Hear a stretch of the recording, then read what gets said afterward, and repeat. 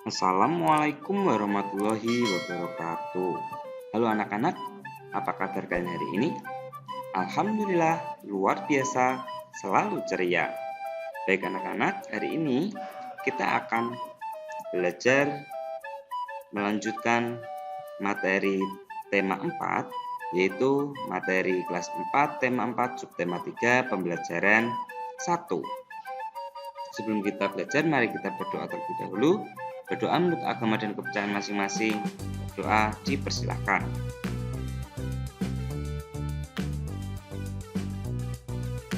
Doa selesai. Tahukah kamu seorang pendongeng? Pendongeng adalah orang yang menyampaikan dongeng kepada orang lain. Mendengarkan dongeng sangat menyenangkan. Indonesia kaya akan dongeng. Banyak di antaranya yang didongengkan oleh pendongeng. Dari mulai dongeng legenda sampai dongeng fabel yang menceritakan tentang binatang. Seperti halnya bacaan yang lain, dongeng juga mempunyai unsur pendukung sehingga bisa menjadi karya sastra yang menarik. Unsur-unsur dongeng ada tema, tokoh, penokohan, latar, alur, gaya bahasa, sudut pandang, amanat, serta ada konflik. Tema itu adalah pokok pikiran, sedangkan tokoh adalah pelaku dalam dongeng. Penokohan itu adalah watak atau sifat dari tokoh yang diceritakan. Latar adalah keterangan tempat, waktu, dan suasana dalam dongeng. Alur adalah rangkaian peristiwa yang membentuk satu kesatuan cerita. Gaya bahasa adalah corak pemakaian bahasa, dan sudut pandang itu cara pandang penulis pada dongeng tersebut. Amanat itu adalah pesan moral, dan konflik kejadian untuk pengembangan cerita. Ada cerita tentang tupai dan ikan gabus. Cerita ini juga ada di buku tema 4, subtema 3, pembelajaran 1. Anak-anak bisa membacanya untuk mengetahui apa isi dongeng yang ada dalam cerita. Untuk mempersingkat waktu, Pak Dedeng di sini tidak membacakan. Kita langsung saja.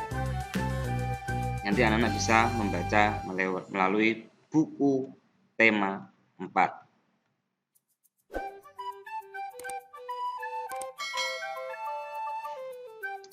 Tahukah kamu dalam bercerita, pendongeng sering menggunakan wayang yang terbuat dari kayu. Wayang terbuat oleh pengrajin kayu.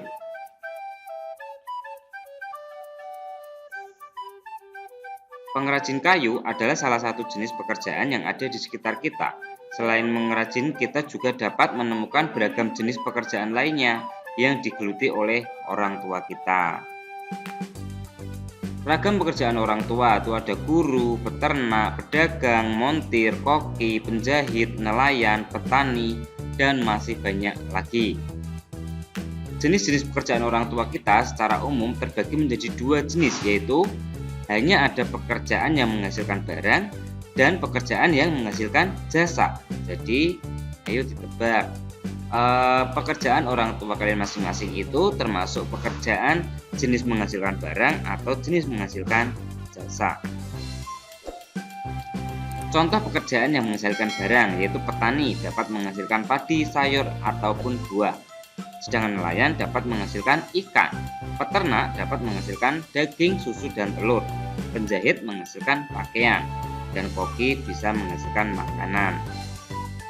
Sedangkan contoh pekerjaan yang menghasilkan jasa itu ada guru, pedagang, masinis, dokter, montir, dan lain sebagainya. Semua pekerjaan tersebut menghasilkan jasa. Mereka tidak nampak apa yang dihasilkannya, tapi mereka memberikan dampak kepada orang lain, memberikan jasa bagi orang lain. Seorang pengrajin kayu menghasilkan beraneka ragam jenis perabotan rumah tangga seperti kursi, meja, dan lemari. Pengrajin kayu menggunakan sumber daya alam berupa pohon sebagai bahan bakunya. Dari manakah pohon berasal? Ya, tentunya dari hutan. Dimulai dari hutan, ditanami dengan pohon, sedangkan sudah besar, pohon akan ditebang dan ditebang untuk dikirim ke pengrajin kayu. Dalam kegiatan ini sudah termasuk melibatkan beberapa pekerjaan ya. Di sini ada mungkin orang perhutanan yang melestarikan hutan, lalu ada pekerjaan yang khusus untuk penebang pohon, lalu ada montir yang dibutuhkan untuk mengangkut kayu ke kota, lalu ada pekerjaan pengrajin kayu untuk menjadikan kayu menjadi bahan material, lalu dikirimlah ke mebel, dibutuhkanlah penjual di sini, pekerjaan yang biasa menjual mebel, dan barulah bisa sampai ke pembeli atau pemakai atau konsumen. Pengrajin kayu mendapatkan kayu untuk bahan baku mebel dari hutan. Salah satu hutan di Indonesia yang sering diambil kayunya atau pohonnya adalah hutan di Kalimantan. Dahulu hutan Kalimantan sangatlah lebat dan merupakan paru-paru dunia atau penghasil oksigen. Akan tetapi kini pohon-pohonnya semakin berkurang karena sering sekali terjadi kebakaran hutan. Mari kita perhatikan proyeksi berkurangnya hutan Kalimantan dari tahun 1950 sampai 2020.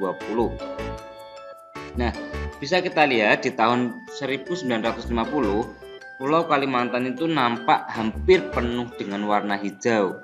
Semua tertutup dengan pohon. Dan lama-kelamaan kita langsung menuju ke tahun 2000. Di sini warna putih sudah mulai banyak. 2000 ke 25 itu juga semakin berkurang lagi. Ini dampak dari penebangan pohon secara besar-besaran, dampak dari kebakaran hutan atau bencana alam yang lain, dan dampak juga dari pembangunan industri dan rumah-rumah untuk penduduk. Dan sampai akhirnya di tahun 2020 hampir hijau dan putih ini hampir seimbang, hampir 50% bisa kita bilang seperti itu. Yang dulunya tertutup berwarna hijau atau tertutup pohon, sekarang 50%-nya sudah menjadi warna putih, yang artinya sudah bukan pepohonan lagi. Tugas hari ini, tuliskan unsur-unsur dari dongeng yang berjudul Tupai dan Ikan Gabus yang sudah kalian baca. 2. Sebutkan 5 pekerjaan yang menghasilkan barang yang ada di sekitar kalian beserta barang yang dihasilkan. 3. Menurutmu, mengapa kenampakan hutan Kalimantan pada tahun 1950 dan 2010 sangat berbeda? Dan 4. Apa yang harus dilakukan untuk menghindari kerusakan hutan?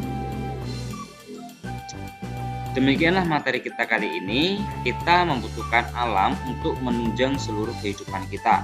Oleh karena itu, kita pun harus menjaga kelestariannya agar kehidupan kita tetap berlangsung dengan baik. Akhir kata dari Pak Danang, wassalamualaikum warahmatullahi wabarakatuh. Bye-bye.